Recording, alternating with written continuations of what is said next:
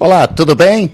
Viva a voz aqui no canal do Diário de Goiás, na live do Facebook, também no diariogoias.com.br, comigo, com Vaci Oliveira. Tudo bem, cidadão? Olá, Altair, a todos. Ao nosso lado,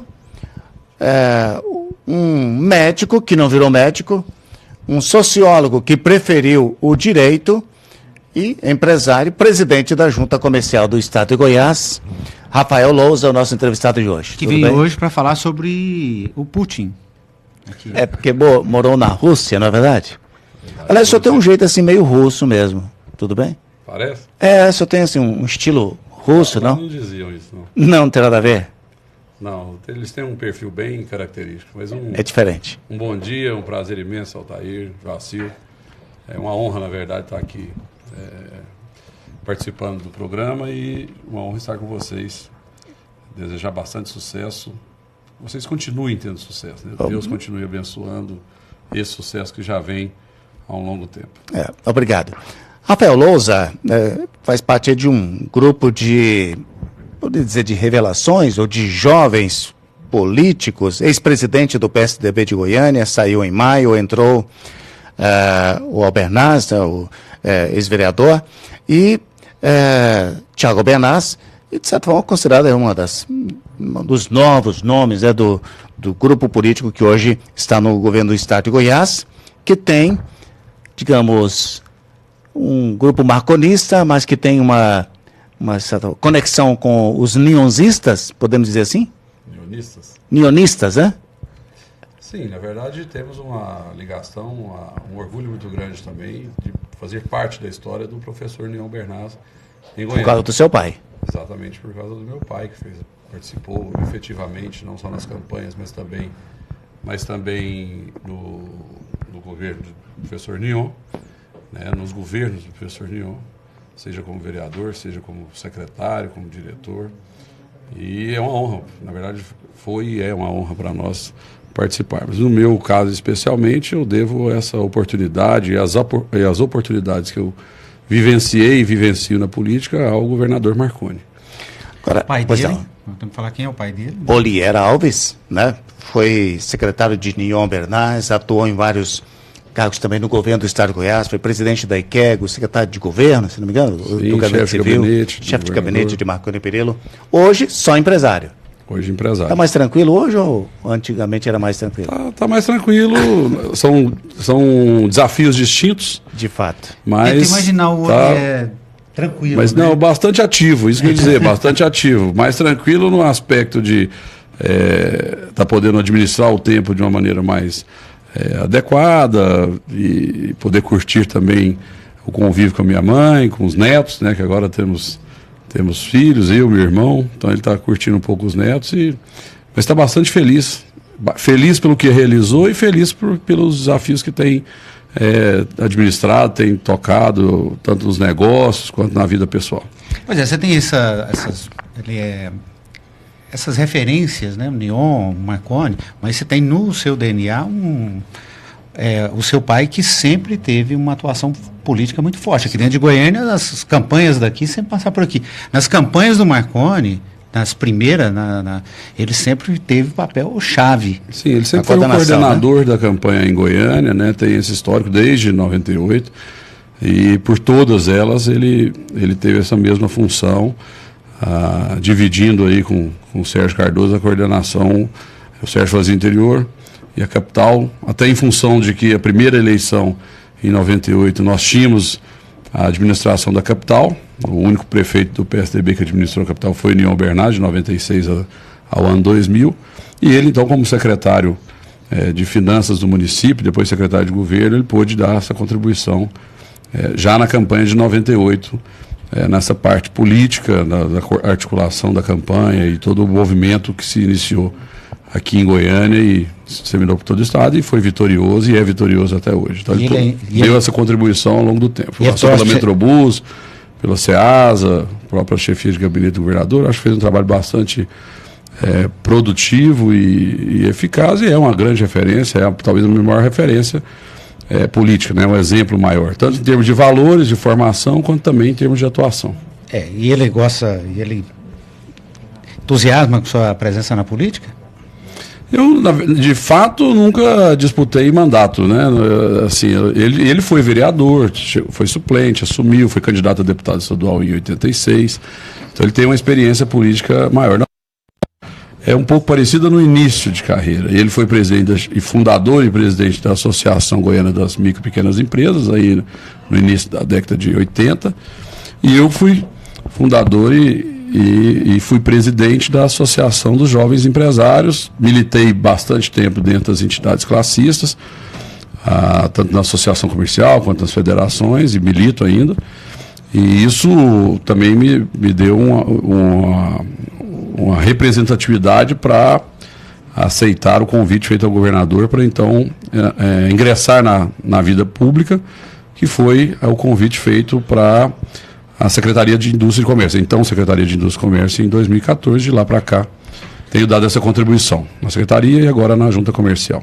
Nós estamos conversando com o presidente da Junta Comercial do Estado de Goiás. Você que quer fazer pergunta sobre o trabalho da JUSEG, algum questionamento, alguma dúvida, alguma sugestão, a oportunidade agora é essa. Basta deixar o seu comentário aqui na live que nós faremos a sua pergunta. Por falar nisso, Vacilo Oliveira, um dos integrantes aqui da nossa audiência e que acho que vai todo dia na JUSEG, o Ricardo Aleluia.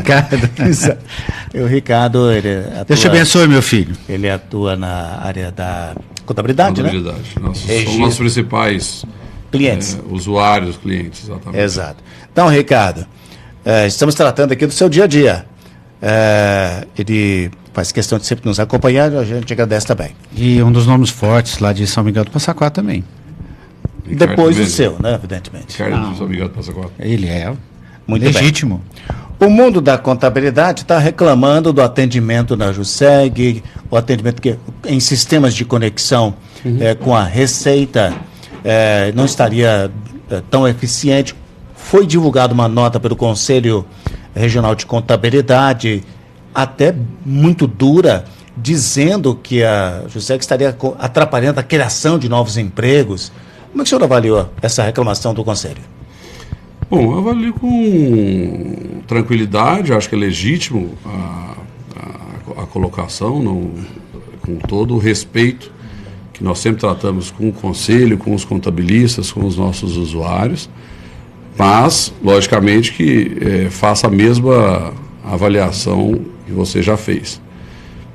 Nós estamos, e aí eu quero até agradecer por essa oportunidade de estar fazendo essa entrevista aqui para esclarecer algumas questões. Nós estamos num processo, que se iniciou, essa gestão se iniciou em 2015, e nós estamos num processo exatamente de buscar fazer a evolução do registro mercantil. E essa evolução tem passado não só por modificações internas, nós fizemos um planejamento estratégico, nós temos as nossas diretrizes, sempre buscando o melhor para o benefício do usuário, e essas mudanças internas, elas também implicavam numa evolução do registro mercantil da fase, vamos dizer, século XX, papel, para o mundo digital. É uma transformação que já ocorre em outras instâncias, e nós também tínhamos essa demanda por parte da sociedade, porque torna o processo mais célere, mais fácil, mais econômico, sem dúvida nenhuma, e também mais acessível. E passamos aí 2 anos num estudo aprofundado, visitamos vários exemplos em vários estados, definimos por um sistema específico de registro e integração. A gente diz registro e integração porque a parte de registro é função da Junta Comercial, mas ela também tem uma função de integrador estadual dos demais órgãos, seja os bombeiros, seja o meio ambiente, seja a Secretaria da Fazenda, as secretarias de finanças dos municípios, os próprios municípios no âmbito de vigilância sanitária, no âmbito do meio ambiente. Então são duas funções bem distintas, mas que compõem um conjunto que a gente chama de rede SIM, que é uma rede de simplificação, que é uma rede nacional. Então ela faz também conexões com órgãos federais, como citado aqui pelo Altair, que é o caso da Receita Federal. Nós tivemos todo esse trabalho, fizemos uma série de treinamentos, isso é citado inclusive na nota, para uma migração, vamos dizer, de sistemas. E nós temos 3 fases desse processo, bem claras e bastante divulgadas, inclusive, no nosso portal. Nós iniciamos a abertura da possibilidade de uso desse sistema novo no dia 8 de março. Então, do dia 8 de março ao dia 8 de maio, ou seja, nós tivemos 60 dias em que o usuário ele pôde utilizar de um ou outro sistema. Eles funcionavam em paralelo, o que existia, de modo físico, e também esse novo que permite a possibilidade de a tramitação 100% digital, e no caso de o usuário preferir fazer a entrega de documentação física, nós mudamos toda a tramitação interna. Nós digitalizamos o processo já na entrada e dali para frente ele já tramita 100% digital. Qual que é o ganho que se tem com relação a isso? Talvez na capital, para quem tem uma acessibilidade mais fácil, isso seja menos perceptível, porque o tempo que você gasta para sair do posto de atendimento, voltar no seu escritório, corrigir um processo e devolver, é menor do que o tempo, por exemplo, que a pessoa que mora em Posse, em São Miguel do Araguaia, em Mineiros ou em Tumbiara teria para... Lá na cidade ele teria o mesmo tempo, mas a tramitação do processo para vir para Goiânia, para receber uma chancela da junta, ou mesmo fazer essa análise, ela demorava às vezes 3, 4 dias de trânsito do processo físico. Contrato com Correios disponibiliza esse serviço. Isso, hoje, nós já economizamos. A gente digitaliza. É na hora. Entrou em São Miguel, entrou em Posse, entrou em Tumbiara, entrou em Mineiros, ele é digitalizado ali. Então, a pessoa já não precisa mais se deslocar. Quem se desloca é o arquivo digital, e isso também permitiu que a gente utilizasse todo o nosso corpo de analistas, no estado como um todo, para fazer análise independente do lugar onde ele esteja. Então, nós já tivemos, neste período, até agora, mais de 13 mil processos já transitaram pelo sistema. Então, quando se afirma que o sistema não está funcionando, nós temos casos específicos e casos a serem tratados dentro desse conjunto de 13 mil processos que já tramitaram, que ocorreram problemas, você tem questões pontuais ali de ajustes que são necessários. Mas eu estou aqui olhando o Altair consultando aqui as mensagens. Sim. E fazendo uma referência ao próprio celular. Aquela sensação que nós temos quando trocamos de celular, de modelo de celular, e aí nós precisamos aprender as funcionalidades e tudo isso. Essa dentro dessas fases, nós vamos passar por esse processo também. Então, nós tivemos os 60 dias em que eles podiam fazer a escolha dos dois. Isso foi colocado no nosso portal, avisado que seria. No dia 8 de maio, nós fizemos uma transição, ou seja, a partir do dia 8 de maio, todas as novas entradas só poderiam ocorrer no novo sistema. Quem já tivesse processo em andamento poderia devolver o processo no sistema anterior. E nós ficamos assim até o dia 20 de junho. Então nós tivemos mais em torno de 30 e poucos dias, 40 e poucos dias neste período, essa segunda fase. Se ele fosse entrar com um processo novo, já entrava no sistema novo. Se ele fosse entrar no próximo, se ele já tivesse um processo em tramitação, poderia entrar no novo ou permanecer no anterior. E do dia 20 de junho para cá, exclusivamente no novo. Ou seja, houve um escalonamento desse processo, porque a gente sabia que era um volume considerável. Nós recebemos mais de 800 processos dia na junta comercial, de todos os tipos, seja abertura, seja alteração, e o grande volume, na verdade, são as alterações. Às vezes a gente foca, a gente vê uma mensagem, porque a abertura difícil. A abertura representa 15% do nosso volume e é a fase mais rápida, porque é uma informação nova, você não precisa fazer nenhuma avaliação de impacto, por exemplo, de se o sócio que está saindo e o sócio está entrando, no caso de uma alteração, se há impedimento para um sócio entrar ou sair. Tudo novo, ou seja, tudo é um cadastro limpo, vamos dizer assim. Então é a fase mais rápida. Nós tivemos um ganho neste período do geral, eu não estou dizendo só de abertura não. De abertura, a gente trata a abertura com 24 horas, 48 horas, se ela não tiver nenhum tipo de problema, nenhum tipo de exigência. Problema técnico ou nenhum tipo de exigência. Os processos, de maneira geral, a gente estava trabalhando num todo, fazendo uma avaliação geral, era em torno de 7 dias no sistema anterior. Nesses 3 mil que já transitaram, nós já caímos para 3. Então já houve um ganho de 4 dias que é monitorado diariamente. Neste período de 8 de maio a 20 de junho, nós tivemos uma intercorrência que foi a subida por parte da Receita Federal da chamada fase 3 de integração, no dia 5 de junho. Essa fase 3 é o que tem dado alguns problemas, porque quando subir essa versão, a Receita passou a fazer uma crítica do cadastral entre o que está registrado na junta e o que está registrado nela no momento da viabilidade, que é a nossa consulta prévia lá do documento, os contadores entenderão, do DBE.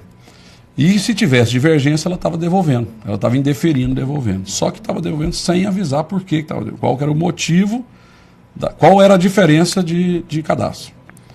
Então essa foi uma questão que nós já entramos em contato, temos trabalhado com a Receita para poder aperfeiçoar o sistema deles. Isso é uma função do integrador, não é a função do registro. Não é a tarefa junta comercial de registro, mas é a função como integrador com os órgãos, porque tudo tramita por dentro do portal. O portal é um canal. Na verdade, o portal é um canal. Mas cada órgão tem o seu serviço. Ele está indeferindo. O senhor está dizendo, então, que é um mau entendimento dos contabilistas em relação a isso. Nesse aspecto, não diria que é um mau entendimento, porque não há uma informação adequada. Então, há um equívoco aí a ser corrigido. Porque existe uma informação que está dando divergência de cadastro, mas ele também não recebe uma resposta do que está errado para poder consertar. Então, esse é um grupo deste conjunto de 1.000 e poucos processos nós temos hoje dentro da junta, que entraram aí nos últimos 2 dias dentro da junta, que estão em tramitação. Nós temos um universo de mais ou menos 300 processos nessa situação. E nós precisamos fazer essa... Nós precisamos entrar em contato com ele para ver qual que é a causa, devolver uma resposta ao usuário. Essa afirmação de que está impedindo a criação de novos empregos é um grande exagero? Eu entendo como um grande exagero, até porque nós tínhamos uma meta, por exemplo, de fazendo uma avaliação histórica. A junta está fazendo 117 anos. Foram abertas ao longo desse período. Abertas, aí falando só de abertura, abertas mais de 500 mil empresas em Goiás ao longo desse tempo. Dessas 500 mil, quase 300 mil nos últimos 10 anos. Quantas? Quase 300 nos últimos 10 anos. Ou seja, um volume crescente de aberturas. A gente tinha uma meta no ano passado de abrir 15 mil, abrir mais de 17 mil empresas. Não é a tarefa da junta especificamente promover o estímulo à abertura, mas nós medimos essa... É um termômetro, né? É um termômetro. E nós temos que considerar em qual ambiente isso ocorreu. Num momento de crise, no momento em que vários estados tinham saldo negativo nessa abertura. Nós tivemos estados que chegaram a ter um déficit de 30 mil empresas. Déficit, quando eu digo, fechou muito mais empresas do que abriu. E em Goiás nós tivemos abertura maior, ou seja, superávit de 17. Tivemos 17 mil empresas abertas e um superávit de mais de 5 mil empresas. Em 2016. E isso vem se repetindo mês a mês no ano de 2017, todos os meses até agora. Nós vamos soltar nos próximos dias um resultado do semestre, né, mas em todos os meses, o mês de referência 2017 teve um maior número de aberturas do que em 2016.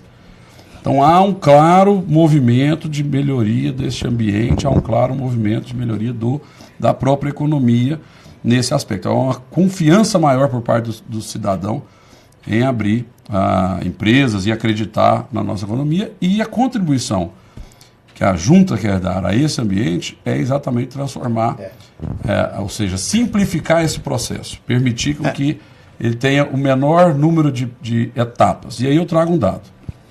Nós tínhamos, no registro mercantil, nós tínhamos 8 etapas para se registrar uma empresa no sistema antigo. E nós temos agora, com esse novo sistema, 3 etapas. Só 3? Então nós diminuímos 5 etapas internas. O sistema antigo ou antes desse sistema novo? Isso, exatamente. Haverão problemas? Com certeza estão havendo, e eu entendo como algo natural. Eu, como empresário, São sanáveis. Totalmente sanáveis, estão sendo sanados. E eu, como empresário, já tive a experiência de trocar 5 vezes os sistemas. Qualquer contador que tenha usado o sistema e trocou de sistema sabe do que eu estou dizendo, e qualquer empresário que trocou de sistema, em qualquer atividade, sabe o que significa isso. É um período de ajuste. Exatamente. E, de fato, usando 100% desse sistema, nós temos aí pouco mais de 15 dias, de 20 de junho para cá. É o momento mais turbulento. Ou seja, na primeira semana em que isso ocorre, vem a nota. Eu estou enxergando a nota com muita tranquilidade em função disso. Os conselhos... Ela veio rápido, é legítima, não tira a legitimidade. Entendo que nós temos também um ambiente de atendimento na junta comercial que foi sobrecarregado em função de uma série de demandas de funcionalidade também, ou seja, várias pessoas entraram em contato com a junta para tirar a dúvida de como é que procedia no sistema novo, ou seja, são questões operacionais também. E existem problemas, logicamente, de processo que nós estamos tratando. A pessoa entrou, por exemplo, com a taxa e ela não está sendo visível ou o documento não ficou disponível para ela. Esses são tratamentos pontuais em processo. Agora, não é uma coisa que acontece com todos os processos. Como eu disse, já tramitamos com 13 mil processos nesse interstício. Nós temos 10% disso. Como a gente recebe aí de 600 a 700 processos dia, hoje, antes de vir para cá, nós estamos com 1.100 e alguma coisa de processos tramitando dentro da junta comercial, que se referem a processos dessa semana, né? E alguns casos que estão sendo tratados, que são problemas efetivos, que estão sendo tratados especificamente. Uma última questão sobre esse assunto.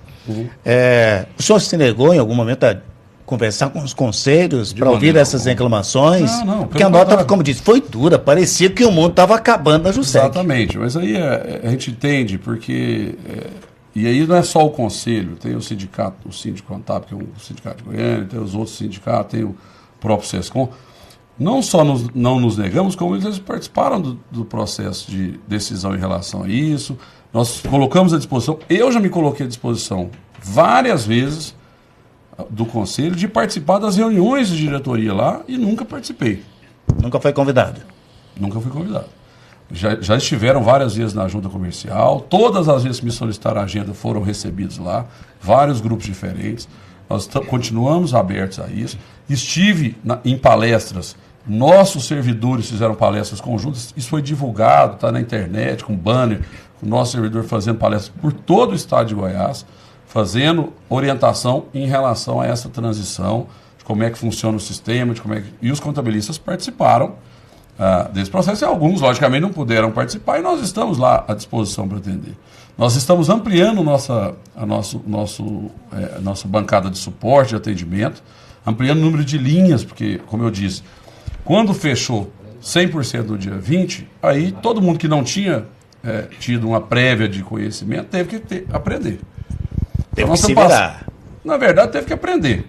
Né? Quer dizer, se virar num aspecto, agora não tem mais escolha. Nós ficamos 60 com mais 30, 90 dias permitindo o uso em escalonamento. Ou seja, o uso geral nos primeiros 60 dias, podiam escolher. Depois as entradas novas, elas seriam obrigatoriamente pelo novo, mas aquilo que já estava tramitando poderia voltar. E agora, em definitivo, porque também nós precisamos migrar para poder ter um suporte único, senão a gente tinha que ter duas equipes o tempo todo discutindo dois sistemas. Presidente, o Cláudio Barros pergunta se quando dá baixa na JUSEG, já sai junto a baixa na Cefaz. Hoje, sim. Esse é o processo de integração, ou seja, quando você faz a baixa aqui, a JUSEG já avisa a Cefaz dessa baixa, não só a Cefaz, mas todos os órgãos que estão integrados. A pessoa não precisa ficar viajando nos órgãos para fazer essa comunicação. É exatamente esse o benefício. Hoje, com a Cefaz, nós temos para abertura. Todas as empresas abertas hoje na junta comercial, a Cefaz já vai receber para liberar a inscrição estadual, quando é o caso. Liberar a inscrição. Nós estamos trabalhando. Na baixa, hoje, a legislação mudou há algum tempo já. Quando você faz a baixa hoje na junta comercial, já é considerado baixado. A empresa está baixada. Essa informação é encaminhada. Aí, se ele tiver alguma dívida, por exemplo, lá na Cefaz, a dívida vai para o CPF. Ela não elimina a dívida, a gente baixa o negócio. Ele pode abrir um outro negócio, não tem esse impedimento. O que pode ser um péssimo negócio, né? Não necessariamente, porque às vezes a pessoa... Isso é muito comum. Nos Estados Unidos você tem muito mais empresas que fecham, e é uma coisa natural, porque você faz a tentativa... O empreendedor tem esse espírito também de risco, no sentido de eu vou acertar. A empresa é risco. E ele abre na expectativa de dar certo. Mas também não precisa, eventualmente não dando certo, é melhor que ele recue e abre um outro negócio numa outra área do que ele ficar batendo cabeça numa coisa que não está tendo sucesso. Isso é muito comum em momentos de crise, porque às vezes você tem um segmento em que a pessoa atuava e tinha sucesso. Vamos dar um exemplo da construção civil. O cara abriu uma consultora há 10 anos atrás e passou por um boom imobiliário. Sim. E tal. Estava tudo muito bem. Agora? Com a crise, vários fecharam ali e foram atuar em outras áreas. Ou se especializaram. Então é muito comum. E isso é salutar para o mercado. Que ele possa ter essa flexibilidade também de migrar. Então, a meu ver, é um avanço esse processo. E essa integração é exatamente para que você tenha a facilidade de receber as suas licenças. Nós temos hoje as cidades integradas, o usuário entra, ele abre a empresa, ele registra na junta, ele recebe a inscrição estadual, ele recebe a inscrição municipal, o alvará provisório, ou seja, ele sai dali com aquilo funcionando em 5 dias. Hoje... Águas Lindas, em Valparaíso, em Tumbiara, cidades que já estão integradas, Aparecida de Goiânia, já estão integradas. Se ele for uma empresa de baixo risco, não dependa de vistoria, não tenha um impacto ambiental Sim. maior, ele faz isso tudo pelo sistema e recebe imediatamente. Todas essas documentações já saem dali funcionando. Nós estamos trabalhando na integração da capital, Goiânia, Anápolis, mas, como eu disse, nós já temos cidades que estão funcionando nessa nova modalidade, a partir também dessa vinda do sistema novo. Então, o que eu estou colocando aqui é que nós estamos passando pelo momento, vamos dizer, mais crítico do processo, que é o início. Em todos os lugares onde se fez essa transição, nos primeiros 60 dias, isso ocorreu. Ajustes, dificuldades, o suporte às vezes foi sobrecarregado. Você vai tentar um contato, por exemplo, e você vai ter uma dificuldade porque todas as linhas estão ocupadas. As pessoas, a gente tem casos lá de mais de 40 minutos explicando por telefone o que a pessoa tem que fazer na tela. Que ela já poderia ter sido treinada. Ela poderia ter ido num dos treinamentos. E não foi. Nós agora estamos também disponibilizando vídeo-aula. Exatamente, os chamados tutoriais, né? A gente colocou os nossos técnicos de suporte. Tutorial e vídeo-aula é a mesma coisa. A mesma coisa, vídeo-aula. Mas explicando como é que se faz o procedimento, a maioria dos procedimentos, E a integração, qual a previsão dela? Ela na verdade, depende muito do próprio município, sabe? É uma decisão mais do município do que nós. Que a decisão de se integrar... Nós disponibilizamos o sistema para fazer a integração. A Cefaz já se dispôs, já fizemos a integração. Nós estamos trabalhando na questão da alteração na Cefaz, porque isso também muda, é uma coisa mais complexa. Por exemplo, se a empresa sai do ramo de combustíveis, que é um ramo extremamente controlado, e vai para o ramo de bebidas, por exemplo, isso tem um impacto lá. Então, nós precisamos tratar as várias possibilidades de atividade. É uma coisa... A abertura, como eu disse, é um livro em branco, ele escreve o que ele vai fazer, te dá o ok, ele começa a atuar. As alterações têm uma complexidade maior, mas os órgãos, eles têm, os bombeiros estão também se integrando nesse processo, todo mundo precisa de licença de bombeiro, e as prefeituras dependem mais da decisão da prefeitura mesmo. Algumas já fizeram, outras... O Glaucio pergunta também... Outras estão aí em processo. Se tem plano para reabrir a JUSEG em Santo Antônio do Descoberto, e se é necessário, né? Isso é uma coisa que nós estamos estudando, porque na verdade não depende simplesmente de nós. No município, para abrir o que a gente chama de escritório regional, para abrir no município, com a ajuda da prefeitura, eu preciso da disposição de um servidor da prefeitura. Isso depende do prefeito concordar em colocar Mas a JUSEG não dá conta de pagar funcionário? A JUSEG tem os seus funcionários. Aí a gente faz análise. Eu estou considerando aqui que você está dizendo um atendimento ao público lá. Eu estou hoje com um sistema que é digital. Na verdade... Pode fazer, ele não necessariamente precisaria ir ao poder. Mas o que a gente faz nesse caso, para responder? Como nós temos os VaptVups nos municípios, a gente tenta alocar os nossos servidores dentro do VaptVup, porque ele tem, na verdade, ali no condomínio do VaptVup, não só o serviço da JUSEG, mas todos os outros que ele vai precisar. Da Cefaz, do meio ambiente, do bombeiro. Agora, ele resolve tudo ali. Com a digitalização, o escritório não tem sentido. Tem ainda muito, porque, só para te dar um dado, dos 13 mil processos que tramitaram até agora, 100% digitais até agora foram só 37. Como? Só 37 foram 100% digitais.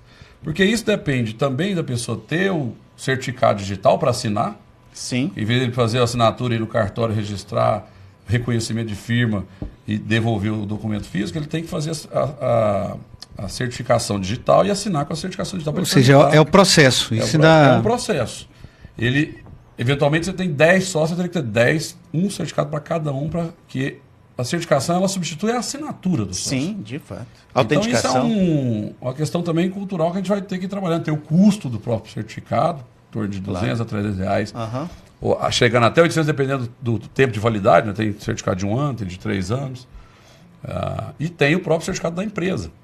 E o Ricardo Aleluia elogia aqui o processo de atualização, diz que é positivo, facilitando toda a burocracia. Ele tem uma sugestão de que exista um aperfeiçoamento na análise dos processos.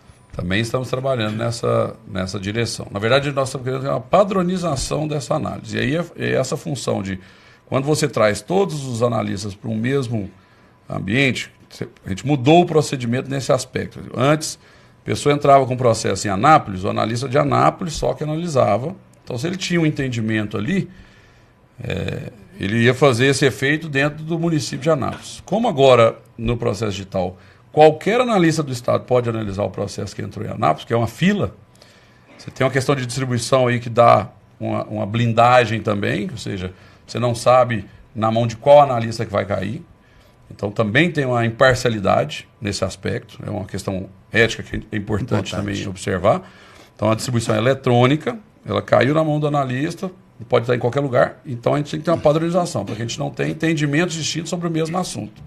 Essa é uma questão também que a diretoria técnica tem trabalhado na elaboração de enunciados internos para que esse entendimento ele prevaleça. Presidente da JUSEG, Rafael Lousa, ex-presidente do PSDB, estamos tratando de assuntos administrativos, mas também vamos tratar de assuntos políticos, Vacil. Estou só esperando. Eu te dou a primazia. Eu só quero, para fechar essa questão administrativa, dizer que nós vamos ter uma avaliação mais, vamos dizer assim, mais justa e mais precisa deste processo no início de agosto.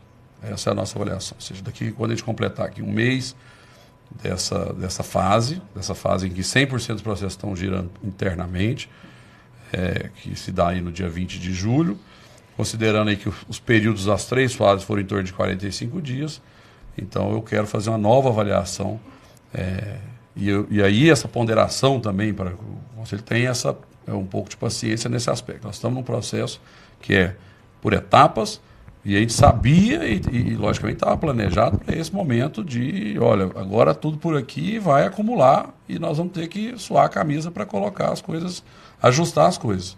Mas isso era previsível, está dentro do nosso planejamento e a gente tem feito reuniões diárias de monitoramento e as coisas têm melhorado no dia a dia, eu posso afirmar isso.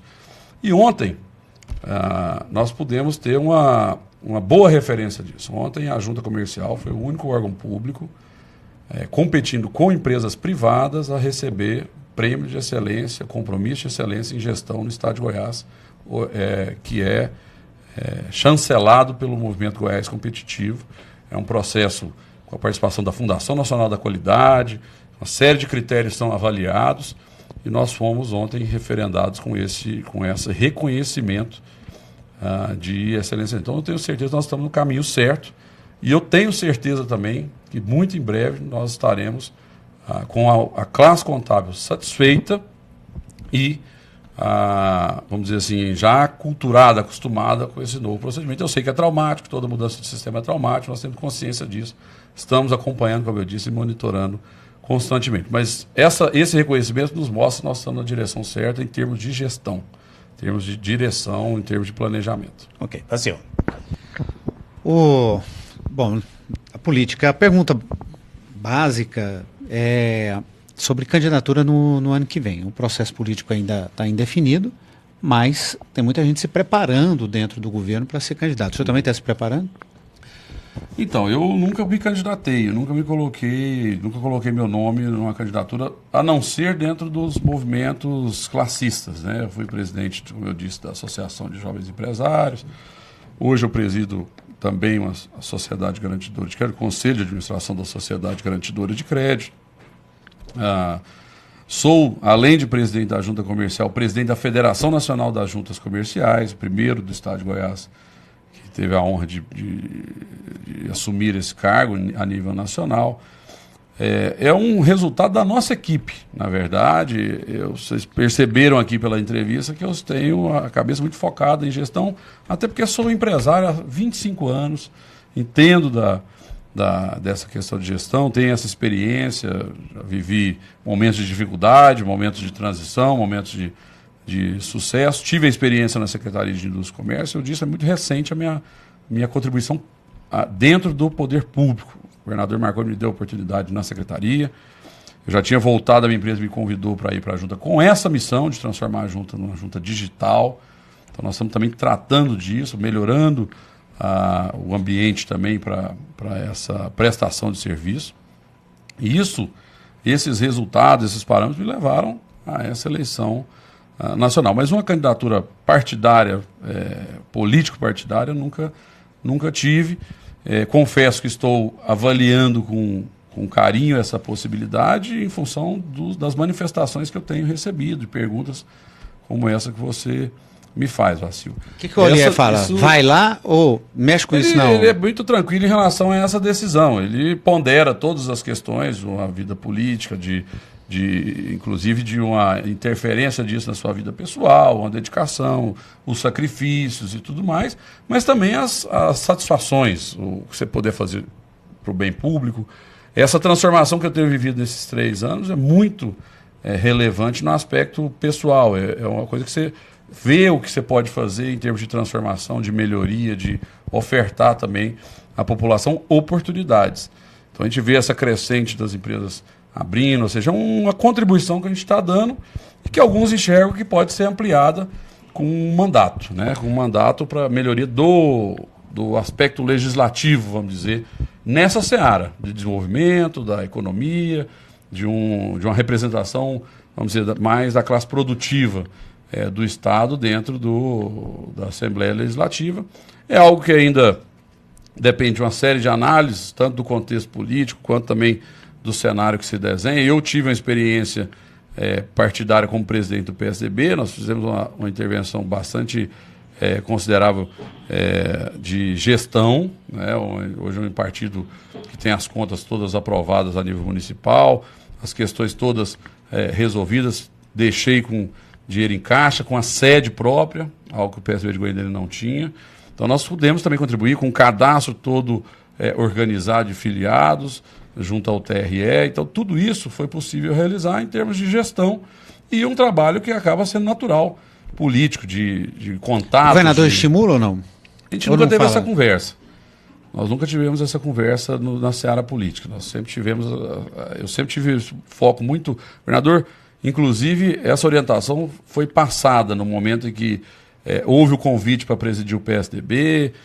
A primeira conversa que eu tive foi com o governador. Eu falei, eu não quero que isso influencie na gestão da junta comercial, da minha tarefa administrativa, e ele foi taxativo nesse aspecto. Falou, não deixe isso realmente influenciar uma coisa influenciar outra. Então eu tive muito critério, muito zelo também para preservar esse aspecto administrativo, que é, vamos dizer, mais a minha praia, né? Muito mais a minha praia. Apesar da minha formação em sociologia, em política, eu gosto de política, vivo política há mais de 30 anos aí, acompanhando meu pai, vivendo campanhas e tudo mais, mas nunca tinha tido uma... Sua mãe também, né? Mãe também. Meu pai, mas fala um pouco da mãe, que é uma jornalista. Minha mãe é jornalista, concursada do Estado e também participa dessa história e também é uma grande conselheira. Eu tenho, como eu disse, refletido sobre isso, conversado com a família, conversado com os amigos, mas não é uma decisão ainda tomada, até porque eu preciso conversar com vários, inclusive com o próprio governador. Na eleição passada, para a Prefeitura de Goiânia, o PSDB não lançar candidato, ali é um sinal de fragilidade, não é um sinal de fragilidade do partido? Olha, uma das nossas metas dentro da gestão era exatamente ter candidatura própria. Se há uma frustração da nossa parte em relação à gestão, é em relação a isso. Eu tinha dois objetivos. Um era fazer as prévias, nós realizamos as prévias, chegamos a ter 8 pré-candidaturas, o partido decidiu pela pré-candidatura do deputado federal José Pivec, e era ter uma candidatura própria, algo que não acontecia desde o ano 2000, na capital. Mas nós tivemos a participação majoritária na vice, bem representada, inclusive, pelo ex-vereador Tiago Bernaz, que foi talvez a novidade maior dessa eleição. Né? Então nós demos a contribuição e tivemos a participação. Também não acontecia, nem como vice. O PSDB não teve nem vice nesse período de 16 anos.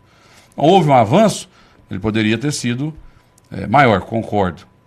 Eu acho que o Goiânia cobra isso do partido há algum tempo e era uma questão. Mas também nós temos que trabalhar com estratégia.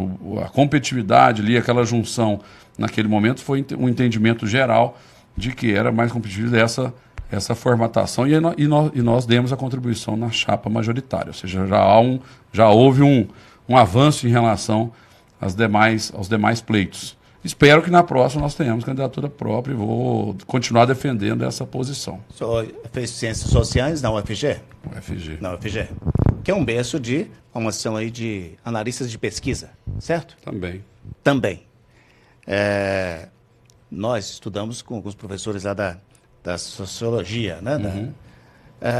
Como é que o senhor analisa, como especialista da área, as pesquisas agora para governador de Goiás?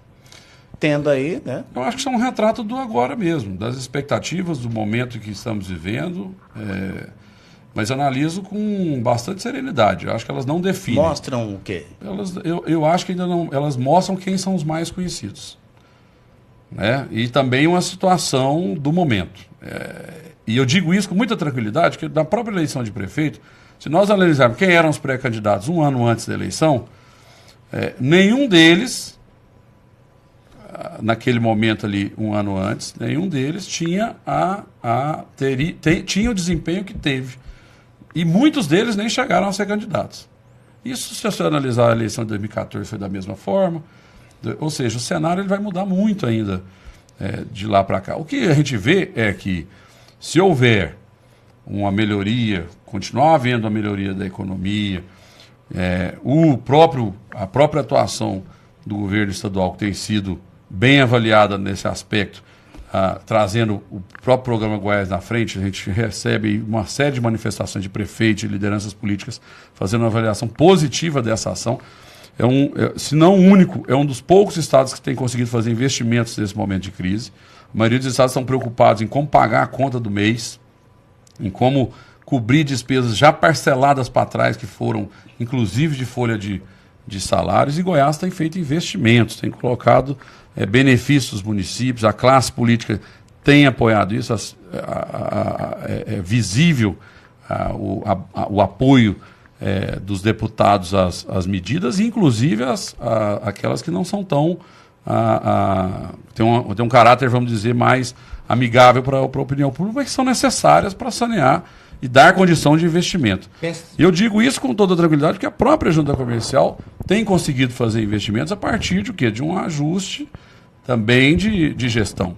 Um superávit com economia de despesas em algumas áreas, para que a gente possa investir. O PSDB, eu esqueço, né? O PSDB deve sair ou não do governo Temer? Olha, essa é uma... O partido está dividido. Né? Eu não tenho Você está de qual lado participado, né, da discussão diretamente. O senhor está em cima do Moro. Não, na verdade, assim, não fui chamado. Eu acho até pelo fato de não estar na presidência do municipal, e eu acho até que os diretórios municipais não são chamados para essa discussão nacional. Mas se eu estivesse lá, eu acho que tem que ter uma definição. Se é para participar do governo, que faça a defesa e assuma, vamos dizer, qualquer possibilidade de desgaste. Se não é para participar, que saia. Né? Que saia. Mas qual seria a sua sugestão? Sair ou ficar?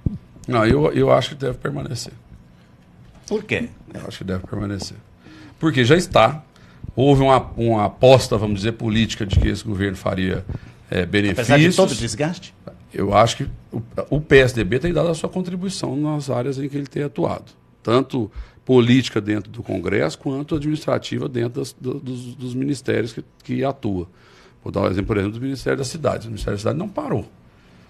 Ele é um ministério que tem dado a sua contribuição, tem liberado os seus investimentos, tem feito o seu trabalho. O Ministério das Relações Exteriores, que é outra pasta, que também está com o PSDB. A contribuição da própria Secretaria de Governo, hoje com o deputado Embaçaí, ou seja, com a votação, elas continuam acontecendo. O brasileiro, de maneira geral, ele também está já maduro o suficiente para separar o que é fator econômico, que é necessário, a gente continuar tendo melhorias na seara econômica, do aspecto político, né? Que essa articulação hoje, eu acho que a crise é muito mais política do que econômica. Ela já foi muito mais econômica do que política.